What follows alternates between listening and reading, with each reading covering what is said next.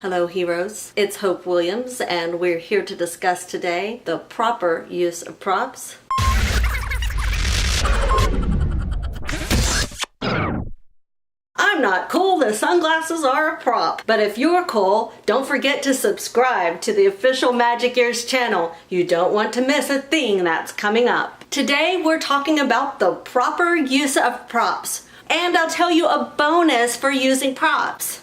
But first, what are props for? The most obvious answer to that is that props are fun. Props provide visual interest in the classroom. Certainly, a teacher who is showing the kids something interesting is more likely to hold their attention. In a Magic Ears classroom, we're asking children to spend 25 minutes with us. So we want to make sure that the class is exciting and fun on every level.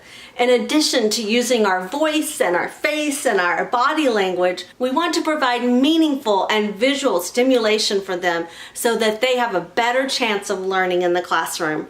Props are a huge part of this. Kids love to see what the teacher will bring out today during class. Many of the students bring their own props to class too because they've picked up from the teacher. So props can definitely be used to grab the attention of the student, to make class fun and interesting. But props have an even higher purpose than just the entertainment value that they bring. Props support learning. Props illustrate the material. Birds can fly. And so in this case, the bird illustrated the vocabulary word of bird. This makes a strong connection between what the student is hearing and what the student is seeing, much in the way that TPR works to connect what the student is doing to what the student is hearing. All of these tools, TPR, voice variation, facial expression, body language, and props, help the student to take in and retain what they're learning in class. The props help to really gel that understanding for the student. Magic Ears mentions relevant props. What does that mean? As Magic Ears teachers, we are asked to bring 2 relevant props to every class. The bird was relevant to Birds Can Fly. There are other props that we can bring into the classroom as well that may not be relevant props. Worm is a supplemental prop. He makes class fun. No, you make class fun. You're useful and you have your place, but he's not relevant. Worm doesn't illustrate bird. He might illustrate something else, but generally, he's an extra prop, a supplemental prop. And those are great props to have as well. Good job, Worm. Yay!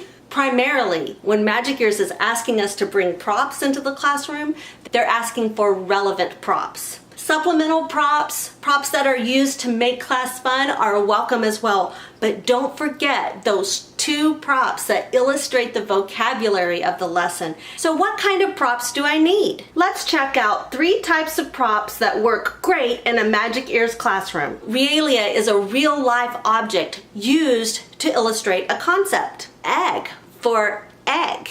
Realia. I always wonder if I'm pronouncing that word correctly.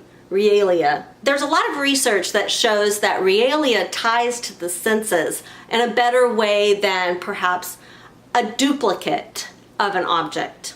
Let me give you an example. We have brush, or we have brush.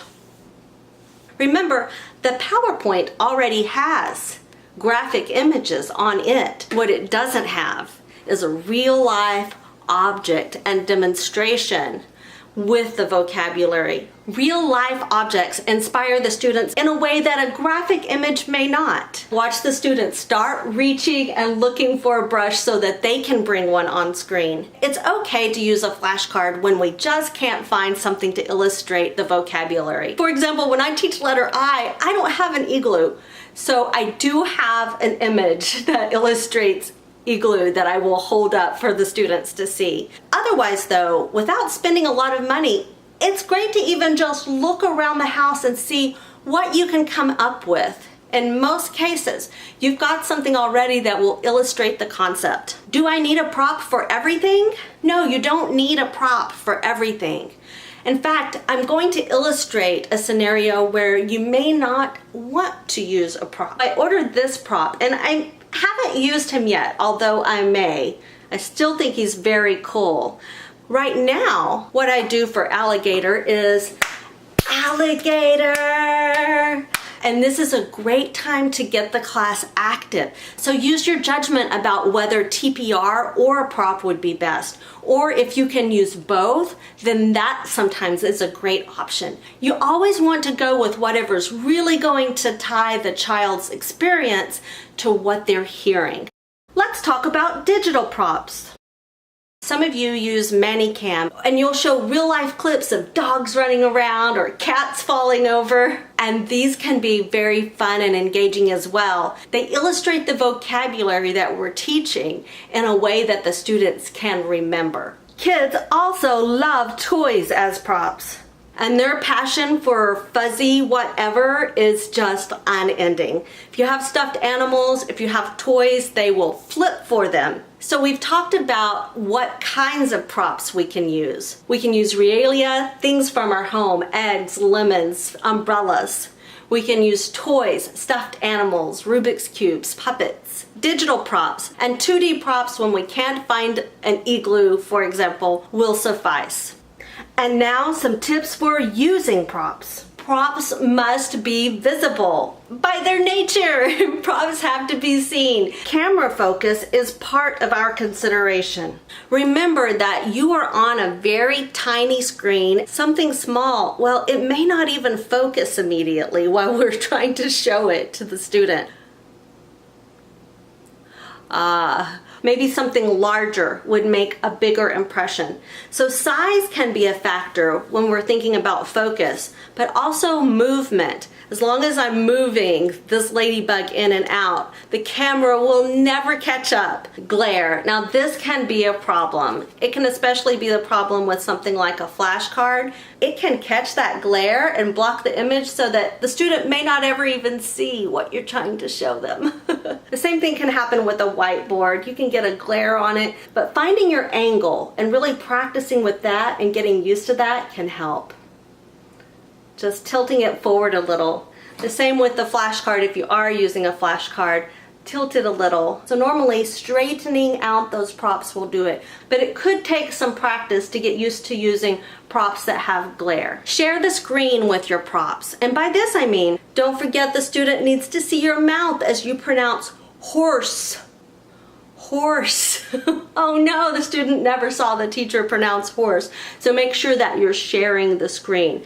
Simply turning, pivoting on your heel if you're standing up, or pivoting in your office chair if you're sitting down, can give you the space that you need to share your screen. The same works with a whiteboard, which may cover your face until you pivot. And now for the bonus! Have you ever gotten bored with teaching? What always revitalizes me and gets me excited about class again is finding something new to show to the students. Just investing in a prop now and then, or acquiring a prop from somewhere, even around your house, that you've gone and scouted out and you're like, yes, I have a new prop to show in class. That can really make class, again, exciting for not only your students, but for the teacher as well. So our question for today is, what's your favorite prop in class? How do you use your props in a meaningful and effective way? We can't wait to hear your thoughts on the proper use of props. That's all, folks. See you next time. Goodbye. Happy teaching. If you haven't done so already, please click Bonnie to subscribe and check out this next video selection we have for you.